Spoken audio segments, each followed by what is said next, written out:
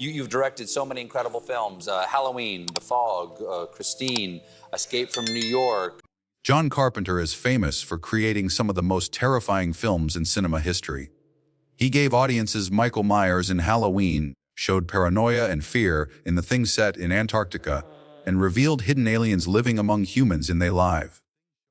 But while Carpenter's films are nightmares brought to life, his inspiration came from dreams that belonged to Howard Hawks, a director who never made a single horror movie. Howard Hawks had a way of making films that was almost invisible to viewers. You might not notice his techniques while watching, but they work on you in subtle and powerful ways. Carpenter, who would become known as a master of horror, learned everything important about filmmaking from Hawks and other classic directors. Growing up in Kentucky and later studying at USC Film School, Carpenter spent countless nights watching old movies with an almost religious devotion. He studied Hawks, Hitchcock, Orson Welles, and Louise Buñuel. These weren't just school assignments for him, they were essential education.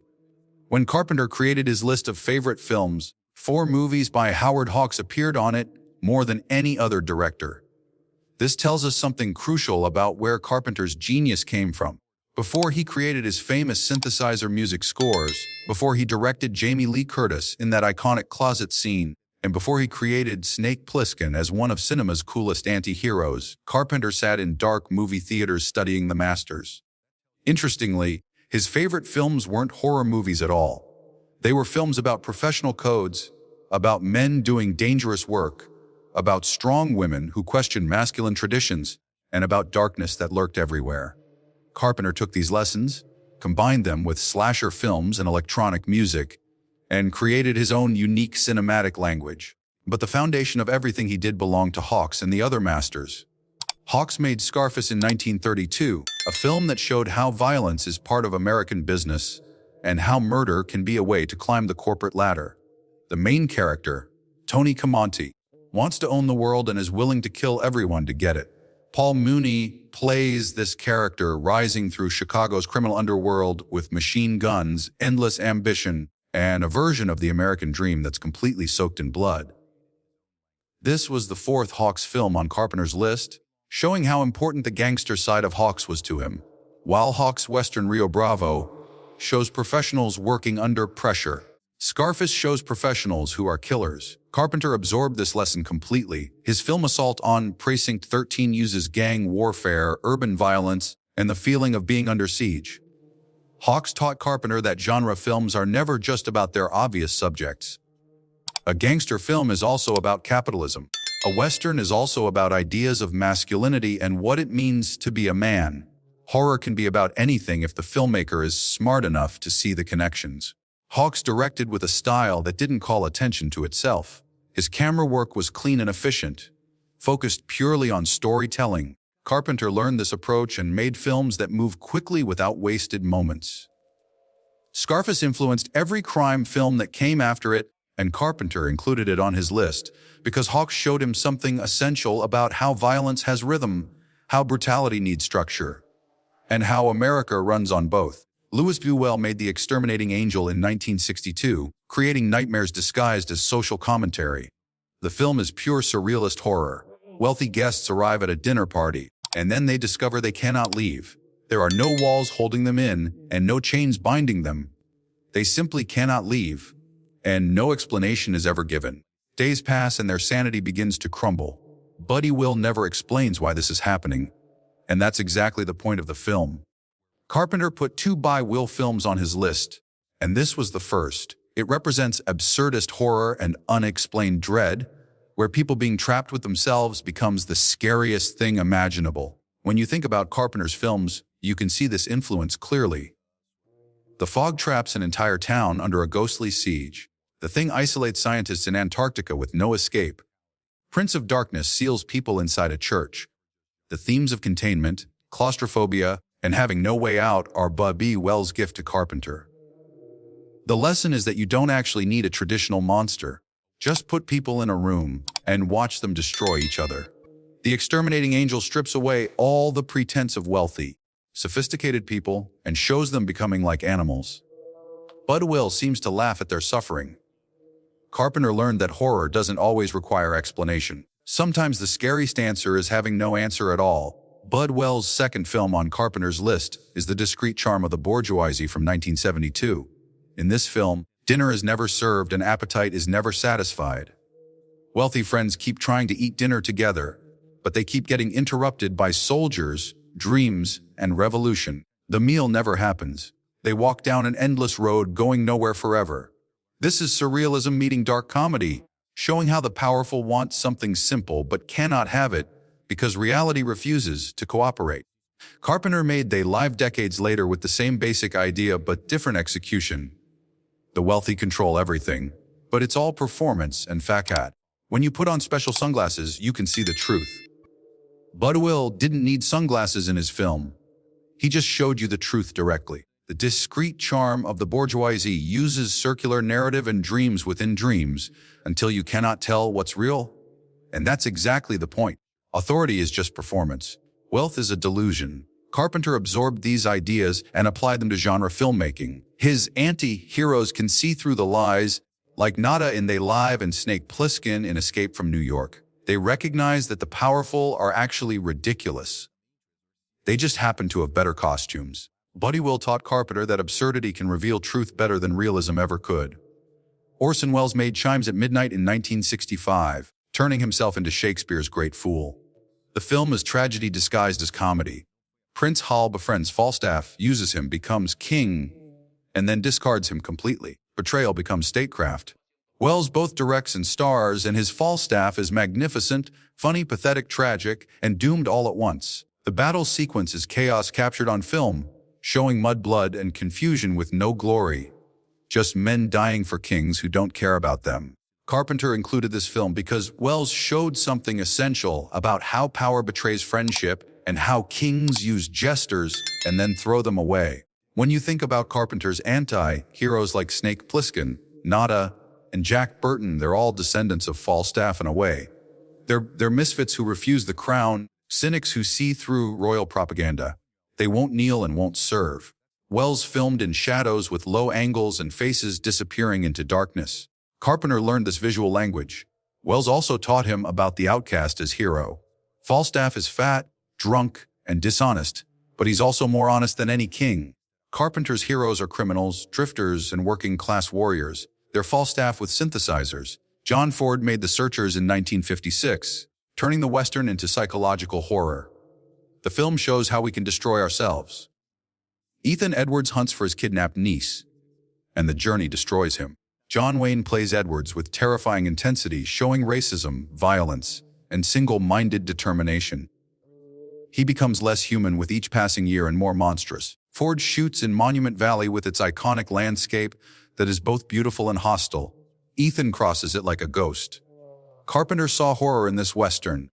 The unstoppable force, the blank expression, the relentless pursuit. Michael Myers descends from Ethan Edwards in many ways. Both are inhuman in their determination. Both embody something America doesn't want to admit about itself. The Searchers confronts racism through the genre of Westerns. Ethan hates the Comanche, and that hatred consumes him. The quest becomes his curse. Ford doesn't moralize but just shows you what obsession does to a person. Carpenter learned this lesson well. Halloween never explains why Michael kills, and it doesn't need to. Some forces just exist.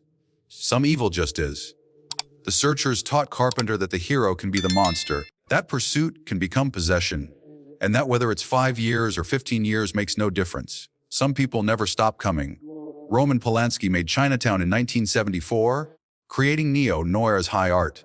Jack Nicholson plays Jake Gitz, a private detective investigating what seems like infidelity, but who finds genocide instead. The film reveals corporate conspiracy, political murder, California built on stolen water, and even worse secrets underneath all of that. Carpenter included this because Polanski proved that noir never died but just evolved. The shadows of the 1940s became the cynicism of the 1970s.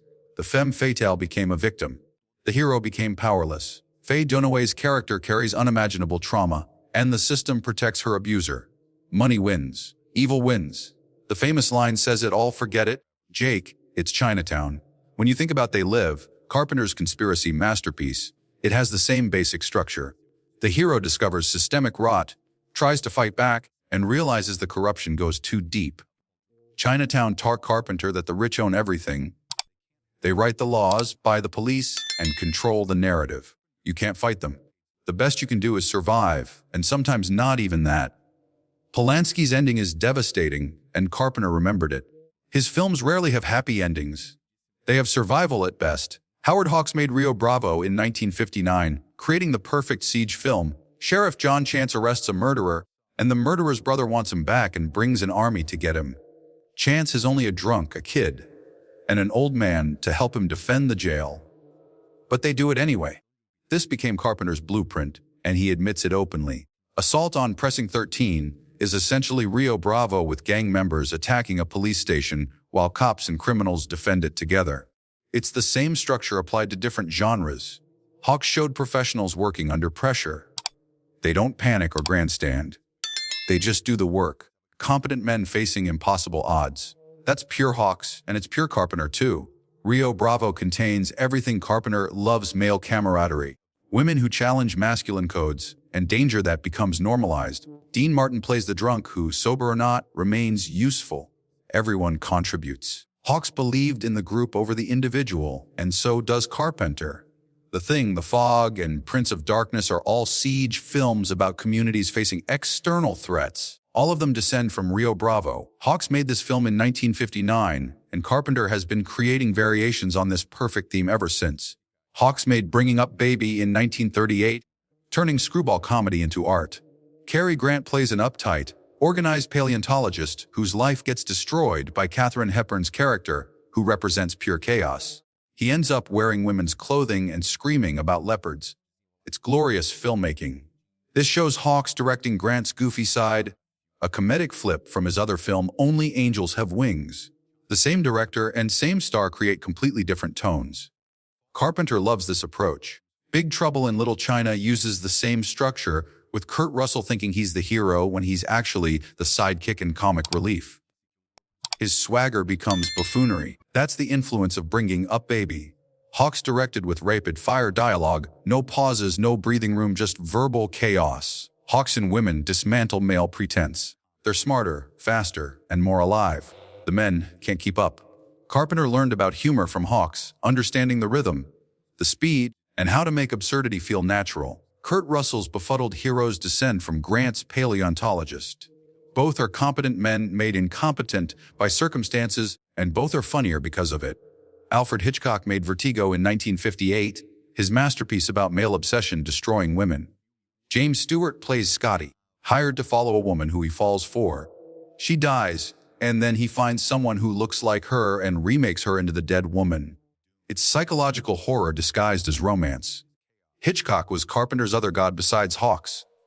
Carpenter met Hitchcock at USC when the master came to talk to film students, showing them how suspense operates, where to put the camera, when to withhold information, and when to reveal it. Carpenter absorbed everything. Halloween's camera becomes the killer's perspective. That's pure Hitchcock. The stalking sequences and the patient build are all Vertigo's influence. Bernard Herrmann scores spirals like the film's visual motifs. Carpenter composes his own music, and that started with Hitchcock's example, understanding that the score is a character and that atmosphere creates dread. Vertigo shows male obsession as pathology. Scotty doesn't love Madeline as a real person, but loves his fantasy of her. Carpenter's killers are obsessed too. Michael Myers fixates on Laurie and won't stop and can't stop. Hitchcock taught Carpenter that psychological horror cuts deeper than gore, that suspense beats shock, and that the camera itself creates the monster. At the top of Carpenter's list is Only Angels Have Wings from 1939. This is John Carpenter's favorite film of all time in his own words. Hawks made this film about pilots who fly into darkness, with death waiting on every flight. Cary Grant runs an airmail company in South America where his pilots fly through mountain passes with fog, storms, and death waiting. They do it anyway because it's their job. Jean Arthur arrives as a showgirl and falls for Grant, but can't understand why he won't allow himself to feel. Rita Hayworth plays Grant's ex-lover who is now married to a disgraced pilot seeking redemption. Everyone has codes and rules they live by, maintaining professional standards in the face of doom. This represents Hawks' invisible directing at its absolute peak. The camera serves the story without anything fancy, just perfection. It's adventure meeting existentialism with men who risk death daily, normalizing it and making it routine. Carpenter built his entire career on this foundation. The Thing's Antarctic isolation shows men with codes facing the unknown. These 10 films provided one complete education for a genius filmmaker. Hawke showed Carpenter how professionals work under pressure. Buddy Will showed him how absurdity reveals truth. Hitchcock showed him suspense through withholding information. Wells taught him about outcasts and obsession.